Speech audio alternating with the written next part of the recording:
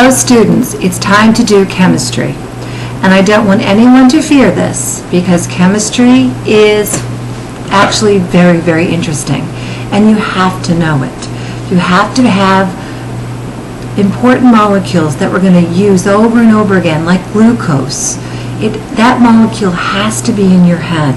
When I ask you to draw or understand or explain the plasma membrane, you should be able to tell me by the time we're done with this unit, this lesson, and through the rest of the lessons, Dr. McLaughlin, a plasma membrane is made up of phospholipids, cholesterol, protein, and carbohydrate.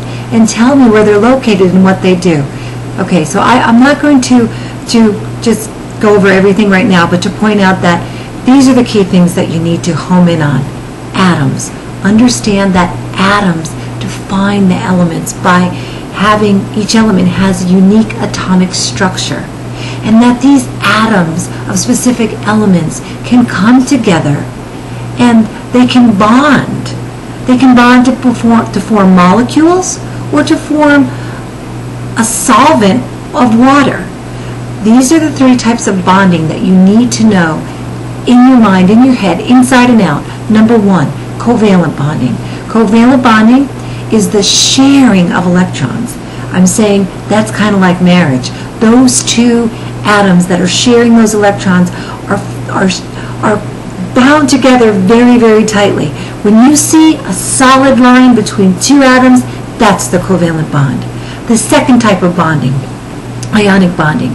That's when you can think of electrolytes or ions, and these atoms are attracted to each other and they're hanging around each other due to their charges, positive and negative. This is the transfer of electrons. That means one atom threw away like a baseball pitch an electron, the other one caught it, and these two atoms now have charges and they're attracted to each other. The third type of bonding is the hydrogen bond. This is when a partially positive hydrogen atom is attracted to a partially negative atom, say oxygen, in another molecule. This is not marriage, this is not dating like ionic bonding. This is kind of like flirting. This is where there's a partial attraction and these atoms, they could be molecules, are just having an affinity for each other. The best example is water, and I will come back to that in the end. But point, bonding. You need to know all about covalent, ionic, and hydrogen bonding. Okay, the other key concept, really important, is knowing your four macromolecules. Number one, as we go through the book, is going to be the carbohydrate. Number two is the lipid. Number three is the protein. And number four is the nucleic acid. You need to know the monomers that make up these larger macromolecules. In your sleep, you need to tell me that, Dr. McLaughlin, monosaccharides make up disaccharides. Disaccharides make up polysaccharides. You need to know glucose. It's the most predominant, it is the predominant monosaccharide in the human body. You learned about glycogen. You're going to step in the previous lesson. I'm going to keep repeating. Everything you're doing has to be grounded up here so you can pull it out and use it again because it's going to get more complicated. Okay, so back to our four types of macromolecules. Carbohydrates. Then you have lipids. Lipids come in four varieties. People, lipids are insoluble, hydrophobic in water. They cannot get into that hydrogen bonding lattice, and you'll understand what I'm talking about when you get into this. Lipids come in four categories. You have triglycerides, phospholipids, you have steroids, and you have prostaglandins. Know what they look like. Know their structures. Know where they fit into larger entities like the plasma membrane. Okay, the third group of macromolecule, the protein. The monomer is the amino acid. Draw it. Understand that it's our group. Differs for those 20 types. And those 20 types can link up together to make this larger entity called the protein.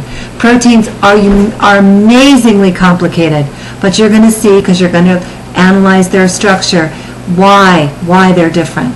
Okay, the fourth type of macromolecule is the nucleic acid. Nucleic acids come in two varieties, DNA and RNA. They differ, but the uniqueness, their similarity actually, is that they are made up of the monomer, the nucleotide. This sounds like a lot of information. I could go on and on and on, but I want you to know that what I've just said has to be up here in your head. We have to be able to pull this out, because when we get to the digestive system, for example, and I say, we're going to digest triglyceride, we're going to digest protein, we're going to digest fat, we have to know what these molecules look like so that we can carry out hydrolysis to break them down to their monomers and feed all of our cells. Okay, back to water. Water, 60% of you is water. Water exists because of the oxygen being covalently bound to 2 hydrogen. One oxygen, 2 hydrogen. That molecule can hydrogen bond to other water molecules, and that's what you need to understand. That water is essentially hydrogen bonding, and it's again kind of like a flirting. These molecules are attracted to each other, and that to be dissolved in water, you get incorporated into that hydrogen bonding. This is extremely important because water, 60% of you, is around all of your cells. I can list them, and here are some of them.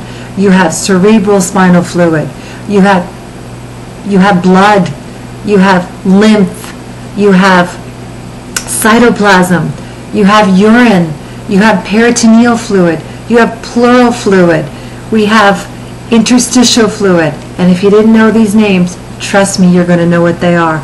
These are all water-based parts of us, and we need to understand that water is the solvent that has everything else dissolved into it that basically allows our cells to be alive. Okay, good luck. Have fun. Talk to you later. Bye.